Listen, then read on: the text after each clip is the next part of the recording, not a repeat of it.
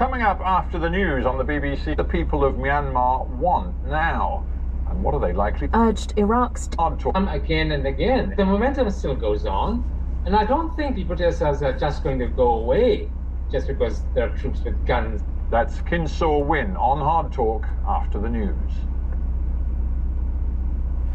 Hello, this is Danielle Yawowiecka with the BBC News. Pope Francis has urged Iraq's different religious communities to join together in a journey towards peace at the start of the first ever papal visit to the country. In a speech at the presidential palace in Baghdad, he called for an end to violence and intolerance. Our correspondent Mark Lowen is travelling with the Pope. It is an extremely historic trip for Pope Francis, the first papal trip to Iraq ever, and Pope Francis's first trip abroad since the COVID pandemic, so an audacious trip and a risky one as well. He is coming here to a country where the Christian community is dwindling, it is under threat, so his message will be very much to try to reassure and comfort Iraq's Christian community, but it is also a message urging interreligious dialogue. So he is holding meetings with the President and the Prime Minister today. We understand that he is speaking of the need for fraternal coexistence, strengthening Iraq's democracy. The European Union has sharply criticised China's plans to tighten its grip on Hong Kong's electoral system. The EU said the changes would undermine freedoms and democracy. One proposal would require all assembly candidates to be approved by a committee loyal to Beijing. Charles Wong, a leader from a pro-Beijing party in Hong Kong, supports the changes. Yes, I think by and large we welcome the changes. The changes are really meant to get rid of the extreme political elements and prevent any more political radical to disrupt Hong Kong and driving Hong Kong into chaos and violence. Democracy and freedom does not really entitle anyone to resort to violence. China wants the patriots to govern Hong Kong. If you look at all the rules and all the proposals and everything, at the end of the day, they just want to make sure whoever will be handed the baton to run Hong Kong, will be a patriot. The US economy added almost 380,000 jobs in February. The monthly unemployment rate has fallen to 6.2%. The numbers are better than many economists were expecting, but it's clear America's labour market continues to feel the impact of the coronavirus pandemic. Samira Hussain reports from New York. Most of the February job gains in America happened in the leisure and hospitality sectors, as some states begin to lift COVID-19 restrictions and vaccinations continue to ramp up. Although this report is a significant improvement from the job losses seen last April, the labor market remains weak. There are still 10 million fewer jobs that exist today compared to the same time last year. The head of America's central bank has said he does not expect the economy to return to full employment anytime this year. The head of the Anglican Church, the Archbishop of Canterbury, has condemned homophobic language used by the Archbishop of Nigeria. Last week, Henry Ndukuba issued a statement referring to the deadly virus of homosexuality. World News from the BBC. Denmark and Austria have both approved the use of the Oxford-AstraZeneca jab for the over 65s. This follows a similar change of heart by France and Germany, which were among a number of European countries who had initially restricted the jab to younger people. On Thursday, both countries joined a future vaccine production programme with Israel. They've been frustrated with the slow pace of vaccine delivery in the EU. Scientists in India have warned that a failure to monitor rapidly melting glaciers in the Himalayas could lead to an increase in deadly disasters such as flash floods. Experts say they're concerned about the lack of research into the threat posed by melting glaciers to human settlements downstream. This report from Navin Singh Khadka. When glaciers retreat, they often leave ice hanging precariously off steep mountain slopes. That ice can break off at any moment. Rivers become blocked and eventually water bursts out, sweeping away everything in its path. India and other Himalayan countries have suffered from several disasters related to the melting of glaciers because of global warming. The Himalayas hold the largest body of ice outside the polar caps and feed many of the world's largest rivers. The Berlin Film Festival has awarded its first ever gender-neutral acting prize as it ends a week of online viewing instead of the traditional red carpet extravaganza. The prize for Best Acting went to Maren Eggert for her performance as a museum researcher in the sci-fi comedy I'm Your Man. The wife of Queen Elizabeth's grandson, Meghan, the Duchess of Sussex, has said she wasn't allowed to give an interview to Oprah Winfrey before her wedding. In another clip released from a TV conversation with the US presenter, Meghan said she and Prince Harry were now able to make their own choices since stepping down as serving members of the royal family. She said it was really liberating to be able to speak for herself. That's the latest BBC World News. From Bulletin Radio Nacional de España at 3 p.m. today. Radio Nacional de España. Servicios informativos. Buenas tardes. Continúa la polémica por la prohibición de las manifestaciones del Día de la Mujer en Madrid. Varias asociaciones y sindicatos ya han presentado recurso judicial contra una decisión que el Gobierno defiende. Adrián Ferro. La vicepresidenta del Gobierno, Carmen Calvo, argumenta la decisión de la delegación en la comunidad. Dice que la capital tiene unas características específicas que no se dan en otros territorios. Es la capital del Estado. Cualquier manifestación en Madrid es siempre la más grande, la más importante, como es lógico. Los datos de Madrid, precisamente, junto con los de Ceuta y Melilla, no son los mejores de nuestro país. Desde el consistorio, la vicealcaldesa Begoña Villacís pide alternativas a la calle. Estoy a favor de que la gente lo reivindique. Se puede reivindicar de formas muy creativas, desde un balcón, no sé, hay fórmulas muy creativas. La incidencia acumulada del coronavirus en la Comunidad de Madrid es de 253 casos por cada 100.000 habitantes. En el resto de comunidades, como en Cataluña, donde la incidencia está en 196 puntos, sí habrá manifestaciones. La de Barcelona será estática y estará dividida en en tramos. Para mantener la distancia de seguridad tendrá máximo 3.500 personas y hay que inscribirse previamente. En Cataluña, precisamente, el rey ha asegurado que esa tierra representa el espíritu global, audaz y emprendedor. Palabras de Felipe VI en la planta de SEAT en Martorell, que cumple 70 años en acto sin ninguna representación de la Generalitat. Laura Hijón. Felipe VI, acompañado del presidente del Gobierno, Pedro Sánchez, ha pedido unidad para que España sea vanguardia en la fabricación de automóviles limpios. Precisamente en la planta de Martorell, en Barcelona, Volkswagen ha presentado el proyecto para la producción de coches eléctricos. Y todos los presentes en este acto compartimos la misma meta, que el coche del futuro, el de dentro de 20 años, también esté fabricado aquí en Martorell y en otros puntos de España. A la cita no ha acudido ningún miembro del Gobierno, como en otras ocasiones, pero sí el mayor de los Mossos, Josep Luis Trapero. A las protestas convocadas por grupos independentistas han acudido alrededor de una veintena de personas con pancartas que rezaban "Cataluña no tiene rey". En las bolsas, Wall Street abre al alza, animado por los buenos datos de empleo en Estados Unidos. Armando López Les, buenas tardes. Buenas tardes. Wall Street intenta romper la tendencia a la baja de los últimos días y ha abierto sesión con avances impulsados por los excelentes datos de empleo conocidos esta tarde. Un optimismo que se ha reducido en los últimos minutos tras dispararse la rentabilidad de los bonos norteamericanos hasta el 1,6%. De hecho, el tecnológico Nasdaq oscila ahora entre el rojo y el verde. 380.000 nuevos empleos creó la economía estadounidense durante el mes de febrero, casi el doble de lo que se esperaba, y gracias sobre todo a que el fin de muchas restricciones antipandemia ha multiplicado las contrataciones en bares y restaurantes. El dato de empleo también ha beneficiado inicialmente a las bolsas europeas, aunque ahora cotizan con signo mixto. Madrid gana 6 centésimas, con el IBEX superando por la mínima los 8.350 enteros.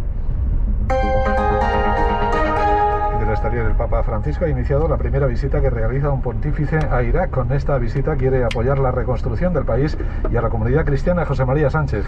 El pueblo cristiano yazidí tuvo que huir de sus hogares con la llegada del autodominado Estado Islámico para no ver la destrucción de los templos o ser forzados a convertirse a otra religión. Ahora esa comunidad es de 300.000 personas cuando hace 100 años rozaba el 1,5 millones de habitantes. El Papa ha dado su primer discurso en la Catedral Cristiana de Bagdad y este domingo celebrará una misa multitudinaria en un estadio ante 10.000 asistentes. From Noticias de EFE at 3:09 p.m. today. EFE Radio, servicios informativos. Hola, ¿qué tal? Muy buenas tardes. Día importante este viernes para la industria automovilística en España, porque el presidente del grupo Volkswagen, Herbert Diess, ha garantizado que el grupo alemán producirá vehículos eléctricos desde la planta de SEAT en Martorell, en la provincia de Barcelona. Ahí ha estado el rey Felipe VI, que ha hecho un llamamiento a todas las instituciones a actuar unidas para que España sea vanguardia en la fabricación de automóviles limpios. Ha asegurado el monarca que es preciso tener grandes dosis de liderazgo y compromiso para hacer frente a otros competidores. España y todas sus instituciones vamos a estar ahí.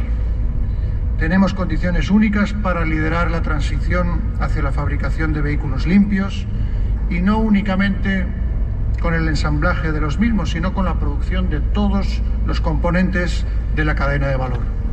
Primera visita del rey Felipe a Cataluña después de las elecciones autonómicas del 14 de febrero. Ahí ha asegurado el monarca que Cataluña representa el espíritu global, audaz y emprendedor, aunque no ha habido ninguna representación en esta visita del gobierno en funciones de Cataluña junto al jefe del Estado. El Partido Socialista de Cataluña, Ciudadanos y el Partido Popular han criticado que no haya habido nadie en el acto de SEAT, nadie del Ejecutivo Autonómico. Los comunes lo entienden y la ministra de Defensa, Margarita Robles, ha asegurado que el gobierno catalán no ha estado a la altura durante esta visita del rey.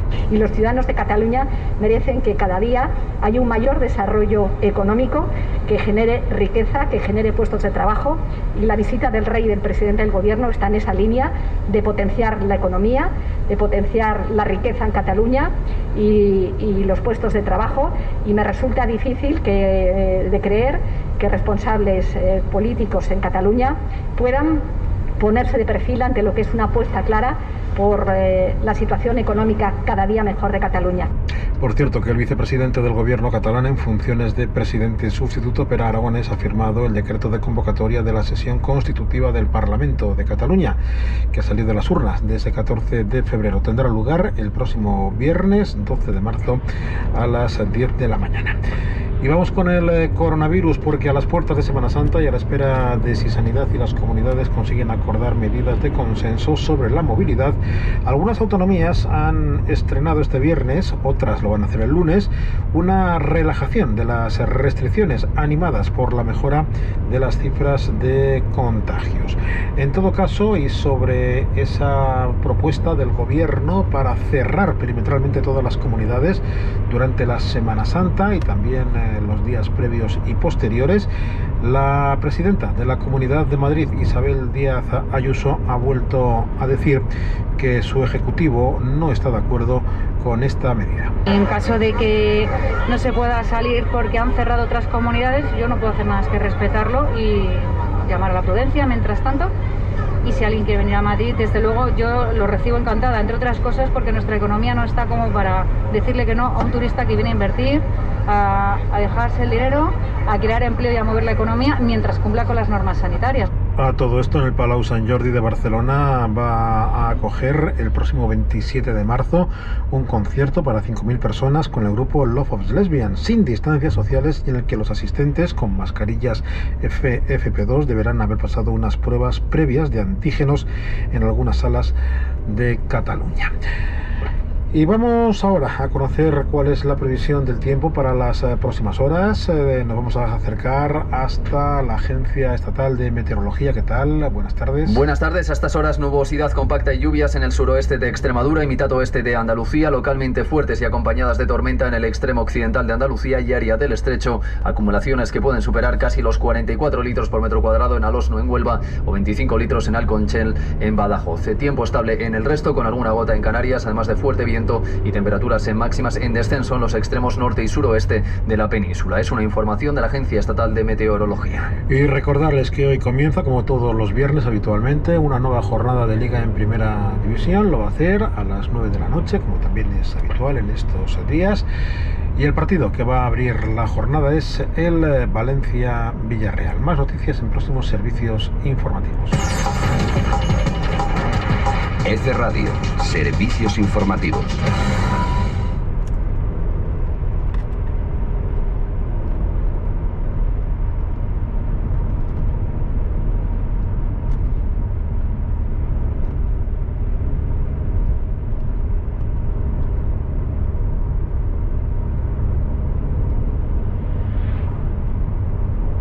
the New York Times, I'm Michael Barbaro. This is The Daily.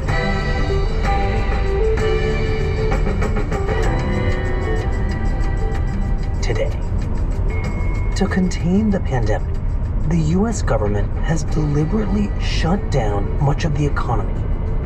My colleague Jim Tankersley on the result, the worst unemployment crisis in U.S. history.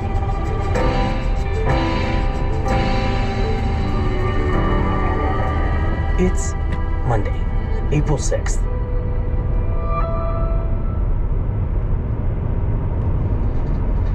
Good evening. This is the CBS Evening News. Dan Rather reporting. The newest government economic figures out today show that the recession has not found its bottom.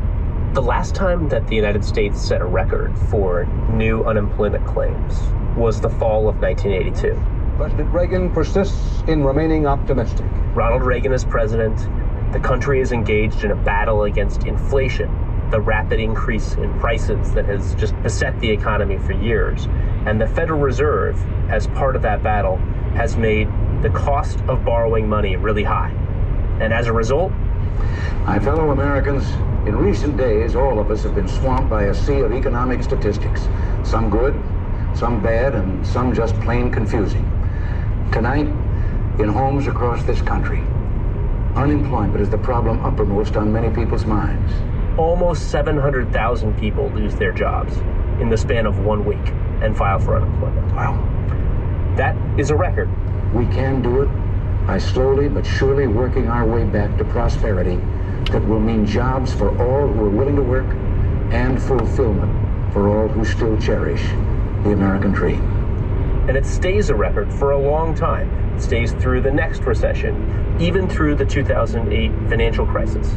That remains the record, 1982, until this March, 2020. The weekly unemployment numbers are in, and they are the biggest ever by far. 3,283,000 Americans filed for unemployment last week. A health pandemic has become a financial pandemic. The third week of March of 2020, 3.3 million Americans filed for unemployment in 1 week. And that is the equivalent of the entire city of Chicago. That's a new record, and it lasts for exactly 1 week. The Labor Department is out with jaw-dropping new numbers here. The following week, the fourth week of March, 6.6 million Americans filed for unemployment, which means in the span of 2 weeks, nearly 10 million workers in America file for unemployment benefits. In fact, the past 2 weeks all but eliminated the jobs created in the past 5 years. What we hit in a single week in March this year was almost 10 times as bad as the worst week of 1982. 10 times.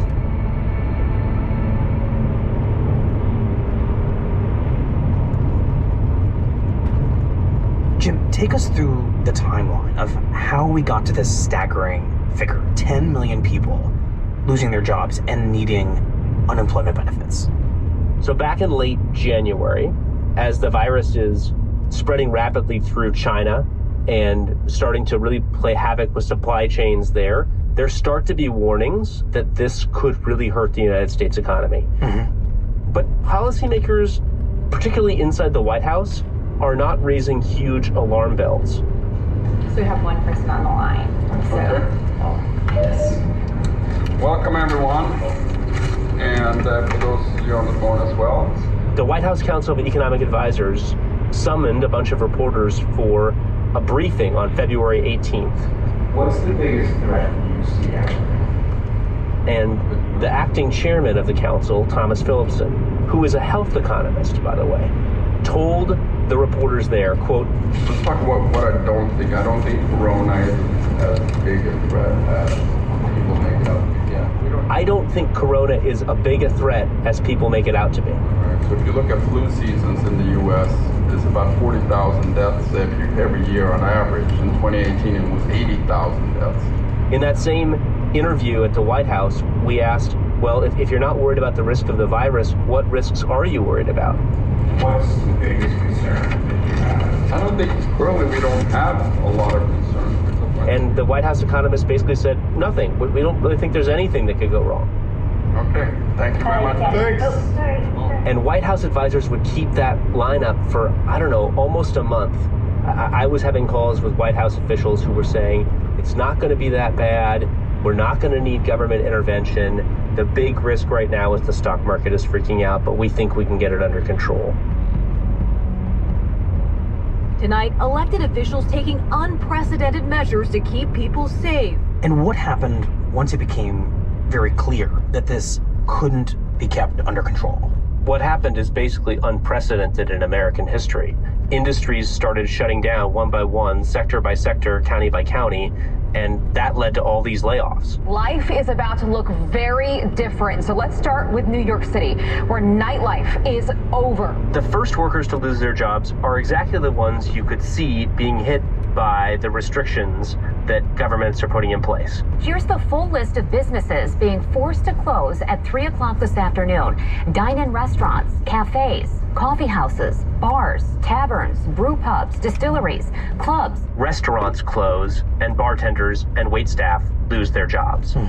Governors order certain shops to close, most shops to close, and so retail workers lose their jobs. Movie theaters, indoor and outdoor performance venues, gymnasiums, fitness centers, recreation centers, indoor sports facilities, indoor exercise facilities, exercise studios, spas, and casinos. Also, it's things like tourism. No one's flying on airplanes anymore, so suddenly you see airline employees start to lose their jobs. If you work for a hotel in a destination, a resort, you are starting to lose your job. If you are someone who relies upon one of those workers who's lost their job, so say you are a house cleaner in Florida who works for someone who's an executive at a resort, and that executive loses their job, suddenly they don't have money to pay a house cleaner anymore, and you lose your job. It's these ripple effects, and then they start getting into parts of the economy we might not necessarily expect. Daycare workers, preschool teachers, law firms, hospitals are serving coronavirus patients, but they're not doing a lot of elective surgeries. So if you work in an elective surgery division, you're at risk, or in some cases actually losing your job. All of these sectors are starting to lay people off. Even the places you might least think are vulnerable suddenly are. So this becomes a kind of wave where people who are dependent on people who are dependent on people all end up getting squeezed and eventually are out of a job. Yeah, absolutely. And the wave is just going to keep going. We're going to see more and more people who can go to work, or at least work from home, who won't be able to because the revenue source that their business depends on is drying up. If you're a local newspaper and you depend on advertising from restaurants that can't be open, they're not going to advertise, and so you are going to be stuck without any advertising, and you're probably going to start laying off people, which we've already started to see. You know, Jim, one of the most defining qualities of this whole moment is how fast everything has moved and changed, how quickly our whole reality has shifted. And the same is true here. I mean, has there ever been an example of people's job security collapsing so quickly? Not just the scale of it, but the speed of it. I mean, one day people own successful businesses. The next day, those businesses are closed. One day I have a seemingly secure job, and the next day I have been laid off. Yeah, we've never seen anything like this in modern America. Usually recessions spread kind of slowly. They take some time to work their way through various regions or various parts of the financial system or parts of the economy, to the point where economists often debate whether or not we're in a recession well into the actual existence of the recession. But now, I mean, we're a couple of weeks into this one and no one disputes we're in a recession. It is so fast. You go to bed 1 week thinking the economy works one way, and you wake up 2 weeks later, and not only does your industry not have a job for you, your industry doesn't really work anymore for the time being. Wow. And then on top of how fast and severe that all is, you are left with this almost unimaginable before this thought, which is we're doing this on purpose. We are doing this because public health officials think the only way to survive a pandemic virus without losing hundreds of thousands or even millions of people to it is to turn the economy off and then eventually try to turn it all back on again. Right, this was the lesser of the awful possibilities that the U.S. had. Yes.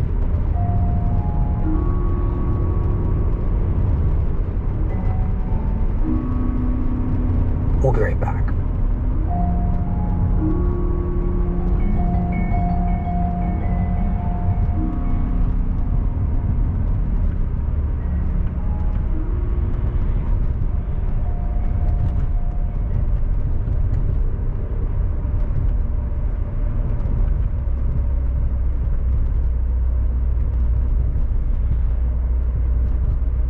What makes your morning a good morning? No matter what your routine entails, one thing rings true. The perfect morning is one that readies your body and mind for the day ahead. So gift yourself a good morning. Take a moment just for you. Release yourself from the worries of yesterday and face today refreshed. Because good days start with good mornings, and good mornings start with Yogi Tea. Yogi Tea. Tea's made to do more than just taste good. I'm Bianca Gaver. I'm an audio producer at the New York Times. So shortly after the coronavirus pandemic began, we talked to a 12-year-old named Tilly, whose grandfather had just died of coronavirus. She was so open and emotional about her grandfather. She wanted to remember him and tell the story of his life. The fact that it's part of my job to call children, to hear what they think about the news, to hear about how the news is affecting them, is incredibly special.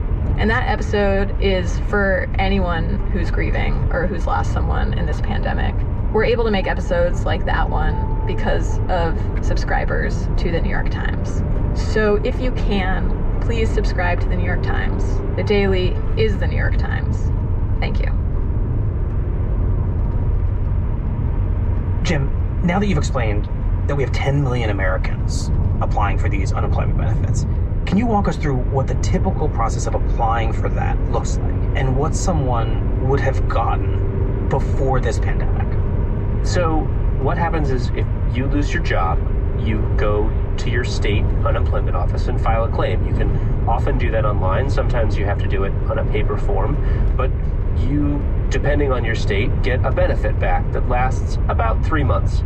It's meant to be a baseline, just something to tide you through. Mm-hmm. For example, if you're in California, it ranges between like $40 at a minimum per week to $450 at maximum. If you're in Pennsylvania, it's about half your weekly wage that you were earning before, up to a maximum.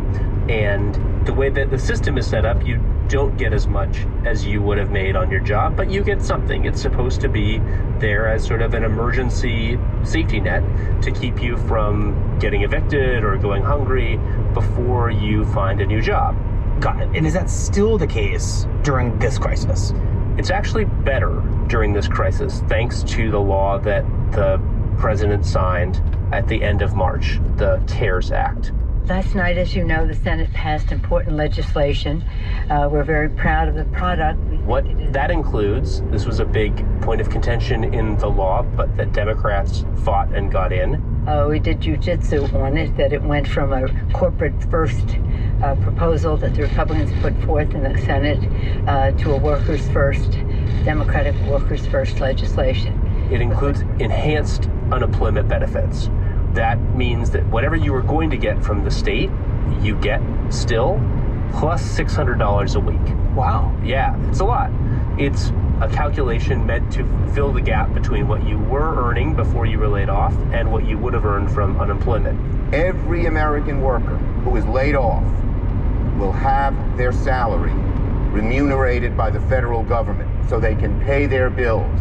It turned out to be too difficult for states to just calculate, okay, what was your wage? We're just going to give that to you. Mm-hmm. So instead, the lawmakers just figured out the average gap for the average worker between what they would have gotten at their job and what they would have gotten in unemployment. That turns out to be about $600. So if you are, for example, a bartender and you earn about $15 an hour on average, which is a little more than $30,000 a year, you're going to end up getting more money out of your new enhanced unemployment check than you would have just regularly at your job. If you are, say, someone who works at a small manufacturer who is laid off because there's no demand now for your products, and you were earning a median salary in the country, a little more than $60,000 a year, then you are going to get about the same back in your enhanced unemployment check.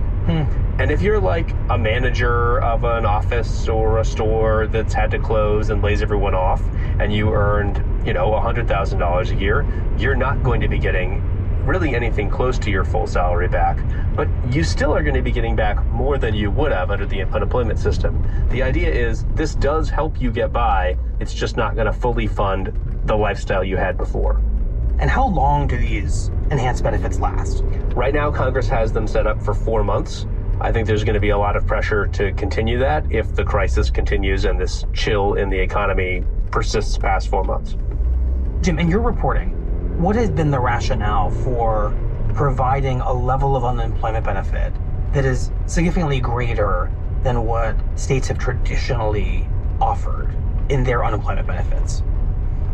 The rationale is that this isn't a case where we are worried about dissuading people from looking for work.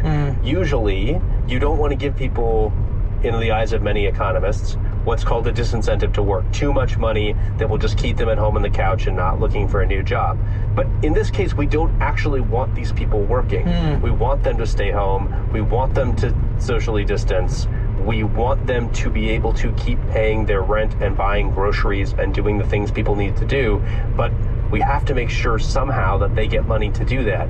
So we have been talking about employees. How has the stimulus bill impacted or attempted to help employers?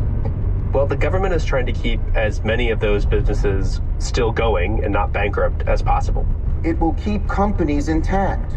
It's bailing out big corporations, and it's offering loans to small businesses that can turn into grants if they use the money to keep employees on their payroll. But with our plan, since they stay on the payroll of their employer, as soon as the crisis is over, they all can come back together. And this is actually an important point. It's probably almost certainly better for the government to subsidize employees staying on the payroll of their employer than to pay them unemployment benefits. Why? Well, we worry about what happens once we're through this crisis and we got to start the economy back up. What we don't want to see are a bunch of people left out of work and no easy way to get them back into jobs. One easy way to make sure they can get back to work is to keep them tethered to their employer in the first place. So you don't lose your job. You're basically just getting paid by the government not to work for your employer who you still work for. It's a little confusing, but it's really important. So it's a little bit like unemployment benefits, but instead of giving money to someone who loses their job, it kind of goes through the front door in order to keep that person from losing their job. Yeah, it helps the employee not have to look for a new job. It helps the employer not to have to hire for that job again. And because so many of them will be furloughed rather than fired, if they have benefits, they continue. If you're on the payroll of someone who offers health insurance, you keep that too, which is something that if you get laid off, you don't get to keep if you had employer health insurance. So there are a lot of benefits to it. And that means that company or small business can reassemble once this awful plague is over and our economy can get going quickly. Jim, when it comes to these unemployment benefits and this stimulus package that's meant to enhance that benefit and keep people from needing it in the first place, how much money is there and how many unemployed people can this system absorb? I mean, when you see something like 6.6 million people applying for unemployment benefits in a single week, that makes me, and I'm sure many other people, wonder how many people this system can handle.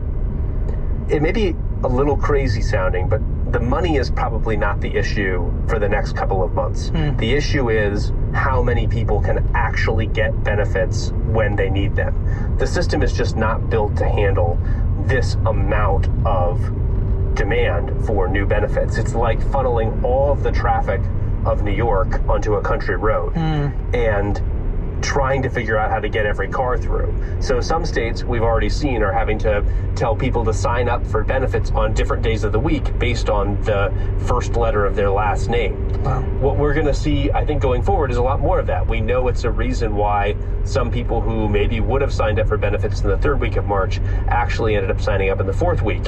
And it's a reason the first week in April is probably going to have even higher numbers of new unemployed than the last week in March. So new records for a while maybe, and all of that adds up to tens of millions of people out of work, which will absolutely strain budgets, state budgets, federal budgets.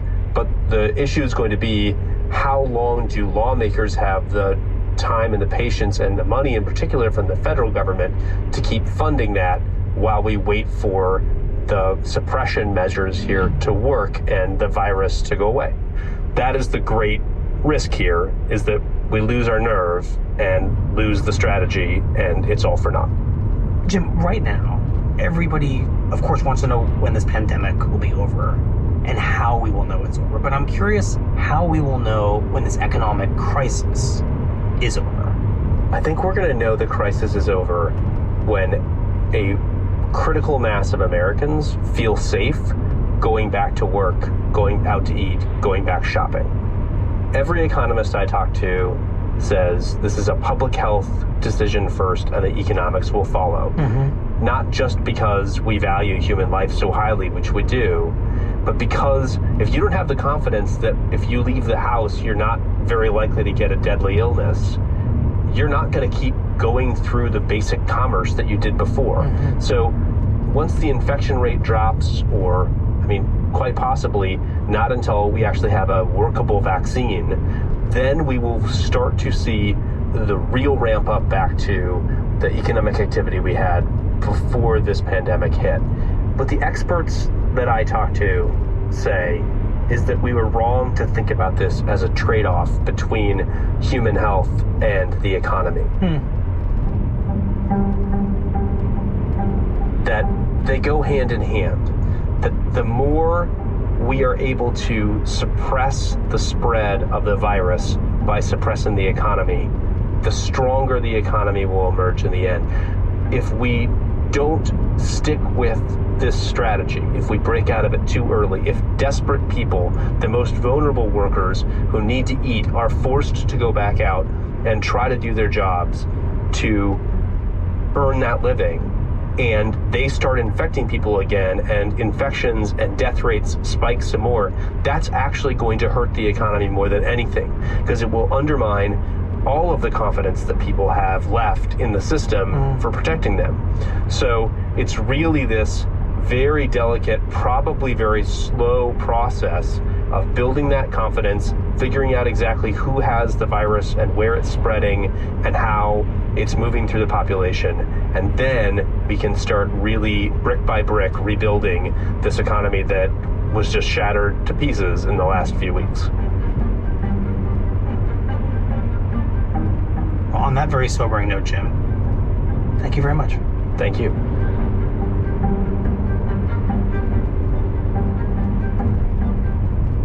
We'll be right back.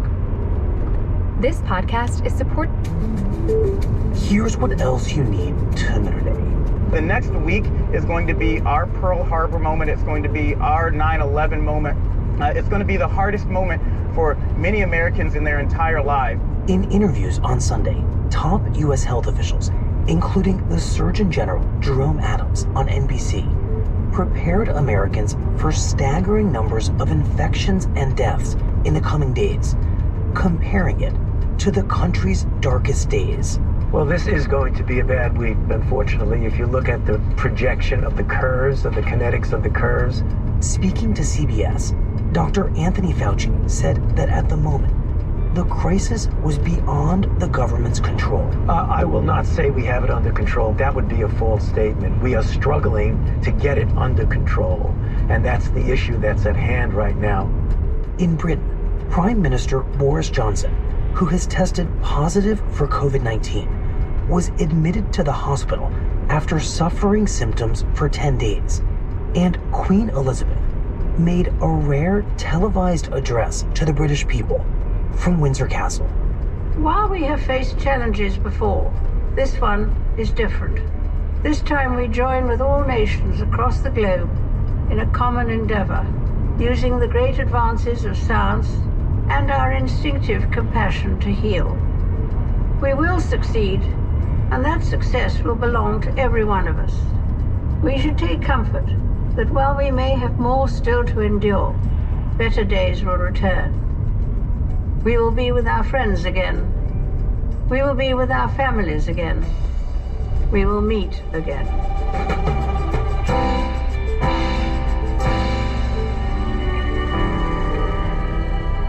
That's it for the Daily. I'm Michael Barbaro. See you tomorrow.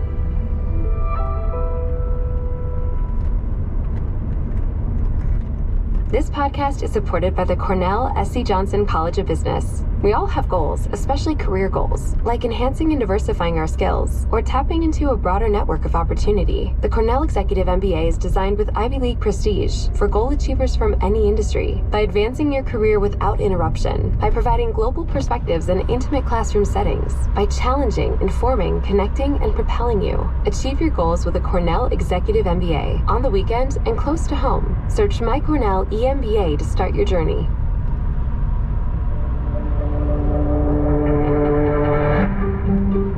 Well, to be honest, I think probably like most companies, we were incredibly unsure of how the pandemic would impact our business. Basically bracing for what we felt would be a downturn economically.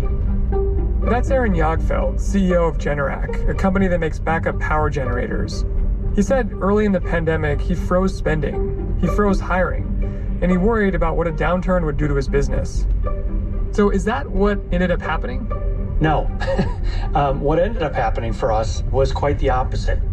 What we found is that as homeowners transitioned to work from home and their kids transitioned to learning from home, we just saw the demand continue to build for these products throughout the pandemic. Suddenly, people everywhere wanted generators. You know, we really became an essential product for a lot of people. And so, you know, I don't know that you could put us right up there with toilet paper and other things that were in that kind of demand for a period there, but we certainly were hearing that we became indispensable. To keep up with all the new orders, Aaron had to start hiring a lot. And that's when he ran into a new problem, one that many businesses like his are also facing. He had more work than ever, but he had problems finding enough workers. And that got us wondering, with such high unemployment and an economy that's still recovering, why are companies like Generac finding it so tough to hire? Welcome to The Journal, our show about money, business, and power. I'm Ryan Knudsen. It's Thursday, March 4th.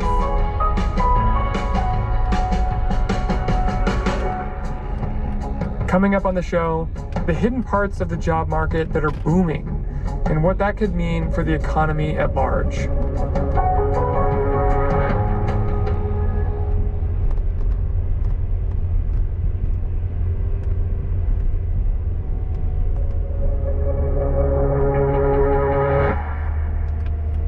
There's three main industries where jobs are booming right now. Our colleague Sarah Cheney-Cambon has been covering it. One is residential construction, because demand for new homes has been really strong during the pandemic. A lot of people need, for instance, a home office or more space. The second is e-commerce. So think warehousing jobs, truck driving jobs, anything that it takes to sort of deliver things to people's homes, because we've seen a pickup in online shopping during the pandemic. And the third? The third is manufacturing, because you need people to produce those things that have been ordered online. Despite all the economic hardship right now, people are still buying a lot of new stuff. And that stuff can be big, like buying a new home. Home sales have been booming during the pandemic. New home sales soared 19% over last year. We had the best existing home sales number in 15 years. That's because the Federal Reserve cut interest rates to historically low levels last year. And so mortgage rates are really low, and that's attractive for prospective home buyers. Plus, people have been stuck at home during the pandemic, and so they oftentimes want more space, and that's leading to the construction of new homes and hiring in the residential construction space. The residential construction industry was one of the very first industries to bounce back. As early as May of last year, building contractors were hiring again. Today, employment in residential construction is actually higher than it was before the pandemic. But people aren't just buying houses, they're buying much smaller things too, like board games or workout equipment, which leads us to manufacturing and e-commerce. As we are in this pandemic, more and more people are buying things online. Walmart, Target, and Home Depot all reported online sales growth of 75% or more. Walmart planning to hire 20,000 employees at fulfillment centers as the company prepares for a jump in online shopping. Throughout the pandemic, we've just been buying more stuff. I, for instance, have been buying a lot of sweatpants and yoga pants online to stay comfortable. So overall, retail sales are higher than they were before the pandemic started. And more of that shopping is happening online. Before the pandemic, Americans did about 40% of their shopping on the internet. Now it's 60%. So one thing that we're buying more online than we did before the pandemic is groceries. Before the pandemic, you would go to the grocery store, pick up the food items you needed, and there would be a lot of jobs at the grocery store, like a cashier. But now there needs to be a lot more jobs in truck driving to deliver those groceries to your doorstep. And this dynamic isn't only happening with groceries, it's happening all across e-commerce with the items that we buy online. Generac is a company that's benefiting from all these trends. People are buying new homes and might want a generator, and a lot of generator sales are happening online. And of course, they have to be manufactured somewhere. In this case, it's in Wisconsin. So to meet the growing demand, Aaron needed to hire more people, like 1,000 more people. And he thought, in this economy, that should be easy. We thought, oh, there's going to be a much larger labor pool available to us because there have been a lot of people that have had a dislocation from their employment, and in particular in the service sector. So hospitality, travel and leisure, restaurants, things of that nature. And we thought that that would be how it would play out. But that's not how it played out. It wasn't easy to convince people to switch from a restaurant or tourism job to a factory job. Manufacturing has had kind of a bad rap.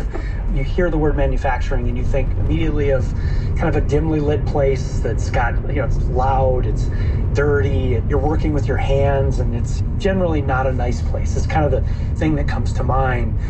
And really this kind of manual labor kind of concept.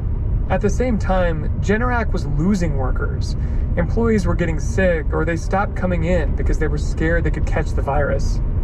And so we had high rates of absenteeism. Up to 20% of our employees were not coming to work initially when the pandemic took hold.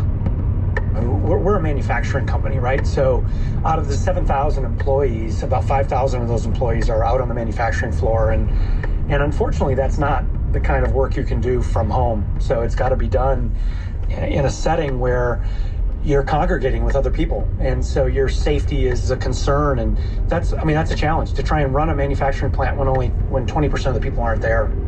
So what did you do when 20% of your staff was missing? We had to get incredibly creative. One thing we had to really do was to rethink the workday. So in a typical manufacturing environment, you have 3 8-hour shifts, very defined kind of shifts, and you have these shift changeovers. And the workday is really an 8-hour block for the most part with some kind of break. We had to rethink that completely, because what we found is people, especially if they had children at home and they had obligations to get those children learning, they couldn't be at work maybe in their normal time spans that they had thought of in those shifts before. So what we went to was a highly variable workday. We ended up with 14 different shifts in a day in our factory, and that also spanned weekends. So we had shifts where people could come in on a Friday and work through Sunday. They'd work 3 12-hour shifts and get paid for 40 hours. So they'd work 36 hours, get paid for 40 hours. But that weekend shift really helped a lot of parents who struggled with having to make sure their kids were doing the virtual learning they needed to do during the week. The flexible shifts were popular, but it still wasn't enough. Aaron couldn't attract all the extra people he needed, because he wasn't just competing with other factories. He was up against e-commerce businesses too.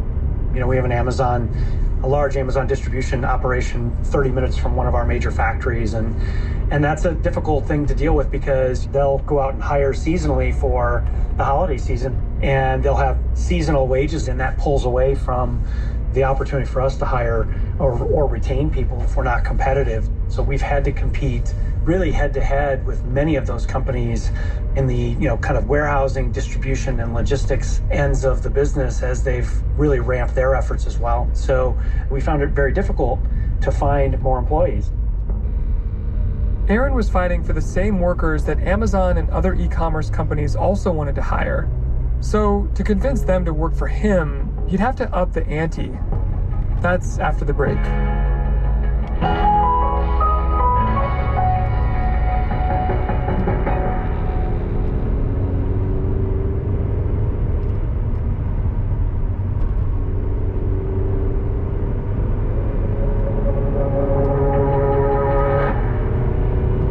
At Generac, Aaron was having trouble hiring enough workers in his factory. One big reason for that is that jobs at warehouses and shipping companies often pay better than factory work.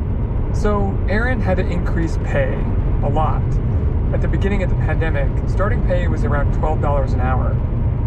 Our wages have gone up about 30% over the last 18 months. So yeah, our starting wages in our factories now here in Wisconsin are over $17 an hour. Has there been any other moment in your career where you've had to raise wages by 30%? No, it's unheard of. It's really unheard of. It's unique. So what have these wage increases done to the company's bottom line? What it's done is we've been able to pass along a good chunk of that with pricing. So prices have come up slightly to cover for those costs. We've also tried to take costs out of our product on the raw material side and try and balance that out there so that it's not dramatically impactful on our bottom line. There is certainly an impact. I would say this, the impact of not being able to produce and respond to the demand surge, the lost opportunity cost of that is much greater than the cost to our bottom line of a 30% increase in wages. Other companies have gone even further than just raising pay. They're waiving background checks and drug screenings for new workers. They're tapping work release programs at local jails. And they're even asking executives to take shifts on the factory floor. Our colleague Sarah says it's the kind of thing you might see during a strong economy, but not when there's such high unemployment. It seems like a paradox, and in some ways it is. But there are a few things driving the struggle for some companies to find workers. One is that a lot of people were laid off from their jobs in the restaurant industry, from movie theaters, from Broadway, and a lot of those people are holding out hope that as vaccines are more widely distributed, that they will be able to return to their former jobs.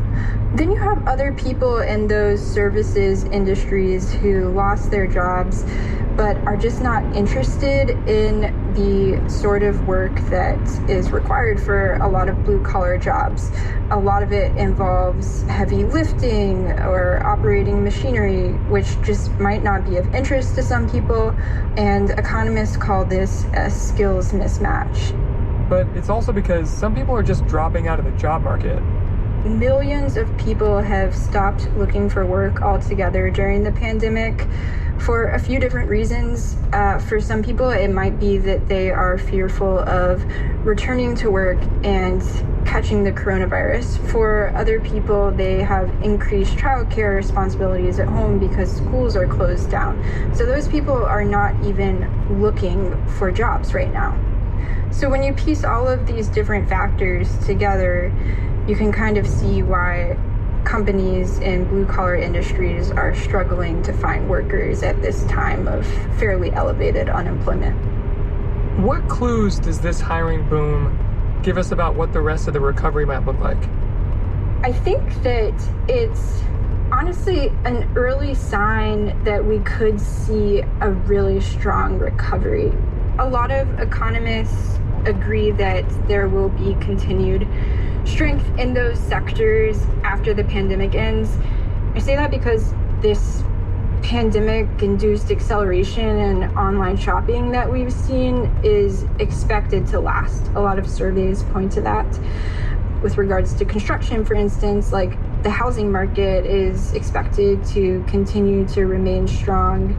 Interest rates will be low for the foreseeable future, and people are very likely to continue working from home in some capacity and might want an actual home instead of a small studio apartment. And so there's a lot of evidence that there will be continued strength in hiring in these sectors.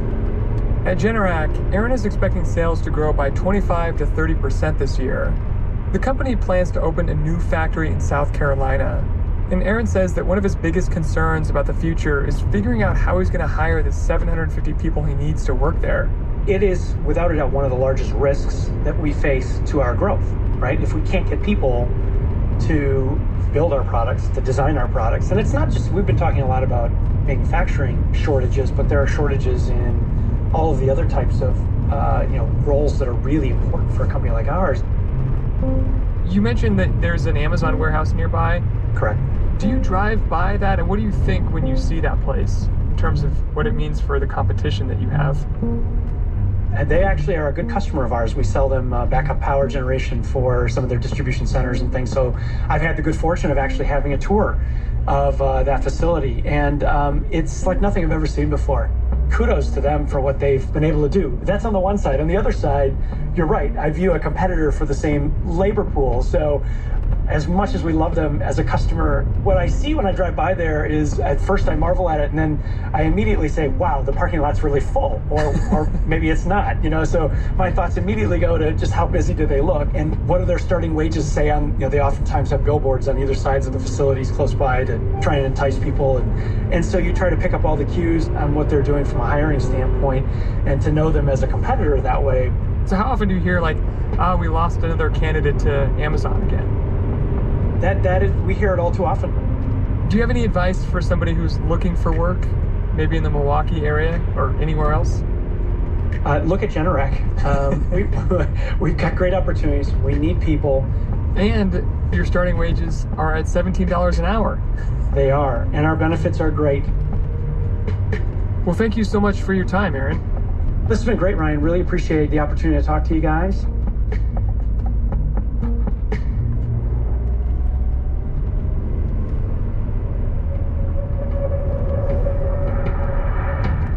That's all for today, Thursday, March 4th. The Journal is a co-production of Gimlet and the Wall Street Journal.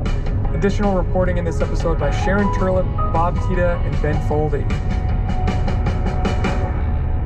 Thanks for listening. See you tomorrow.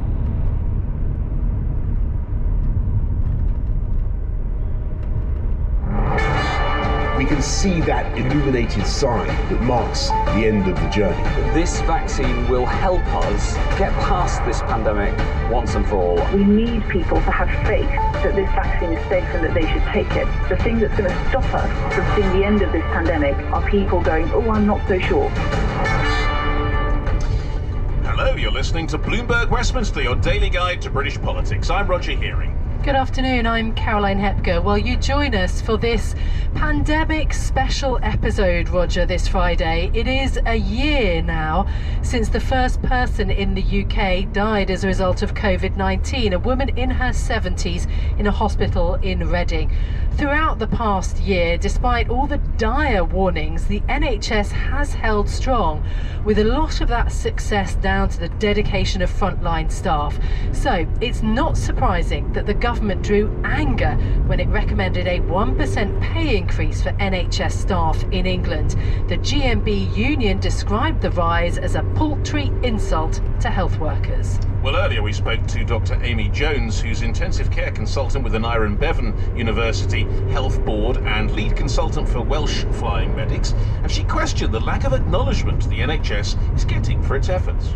Everybody in the NHS is having a very tough year, and I think particularly for the people like the nurses and porters and cleaners that aren't on huge wages, a 1% pay rise is very little and is a real slap in the face for them. Well, Nusrat Ghani, Conservative MP for Wealdon, told us she is in favour of better pay for NHS workers, but says they must wait for the process to be complete.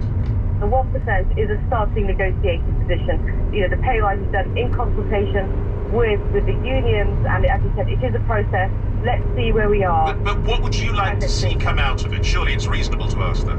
I'd always like to see more payment to key workers on the front line, NHS are our key workers, and to see, to be able to give them the greatest pay rise that we can under the financial circumstances. So Nusrat Ghani, Conservative MP there. Now, the Mental Health Minister, Nadine Dorries, told Sky News today that the 1% rise was what the government could afford. She insisted that NHS workers had been prioritised for a pay rise, whilst other public sector workers were facing a pay freeze.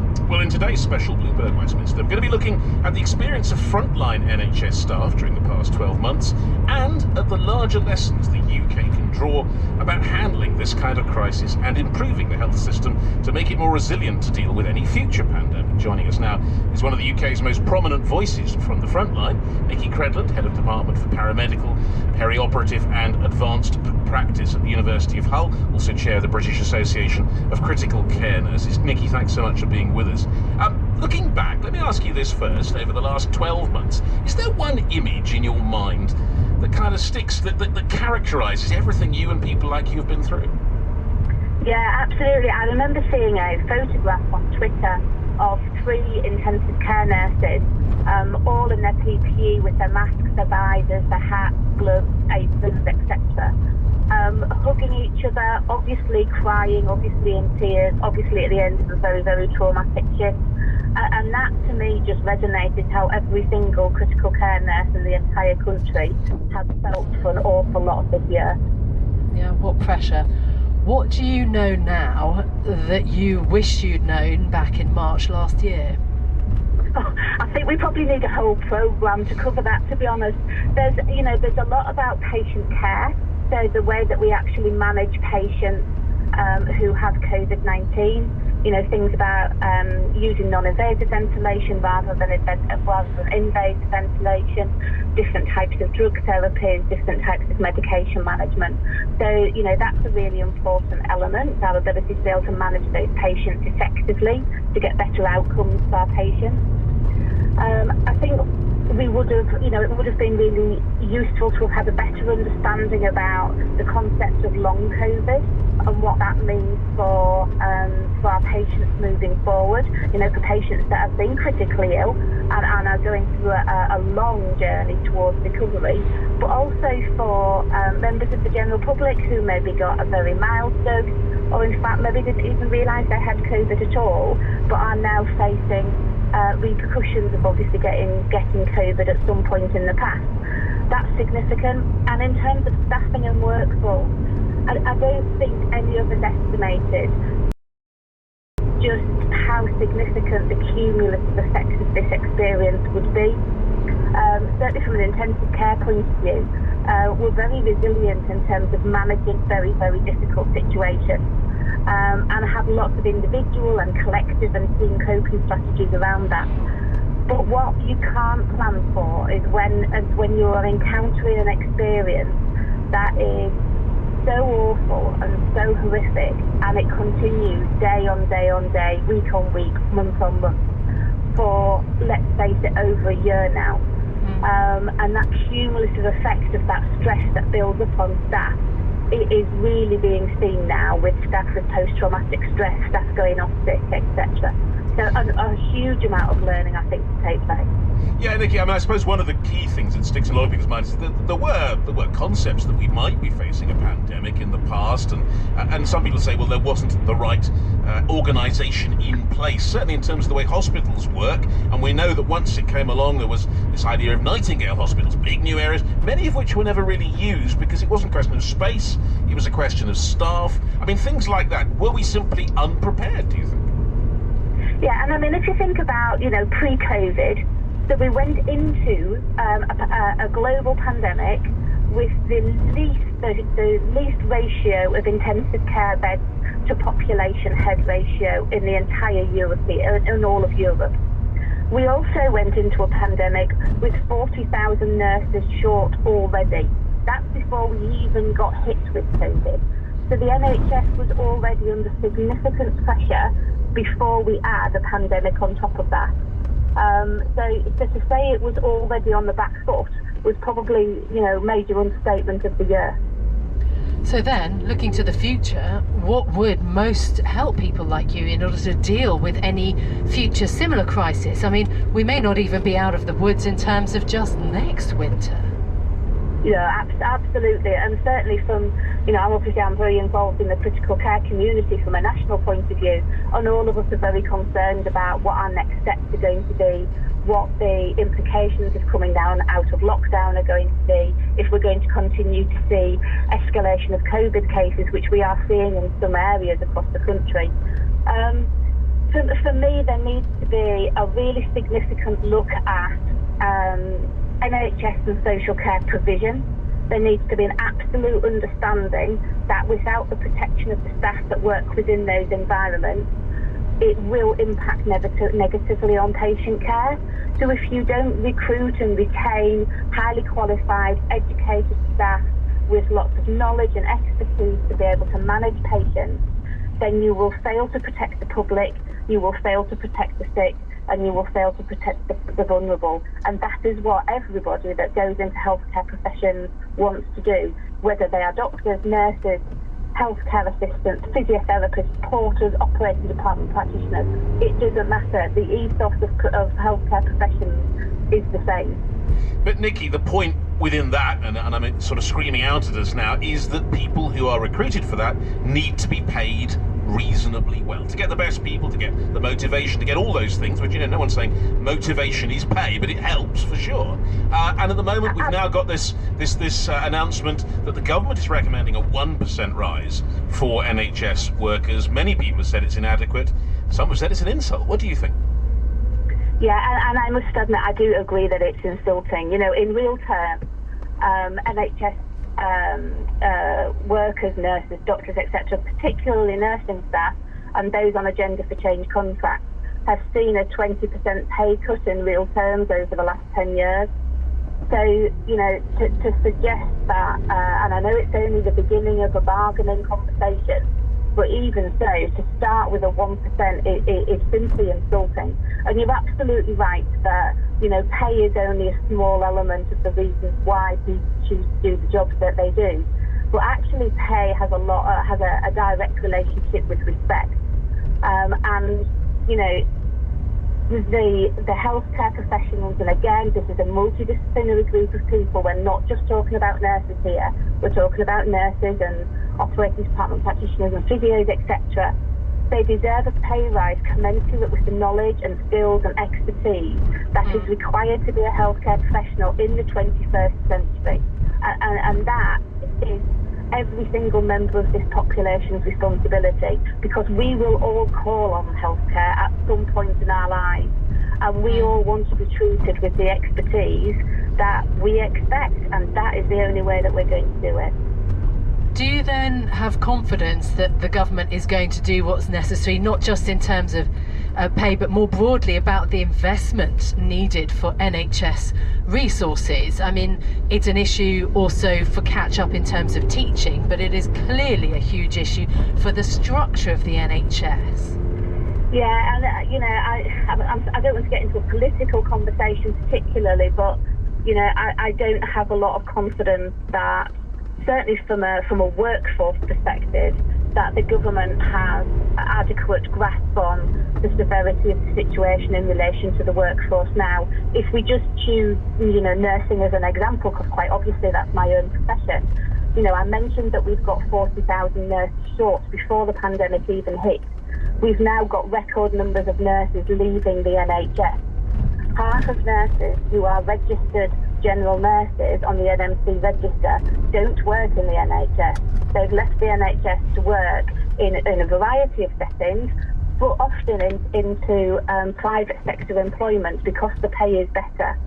So again, we need to go back to the idea that we have got to, financially recompense and make sure that healthcare professionals work in an environment that is conducive to protecting themselves as individuals and as employees, to allow them to deliver expert care. In the last year, since the pandemic began, the UK has had one of the highest death rates per capita in the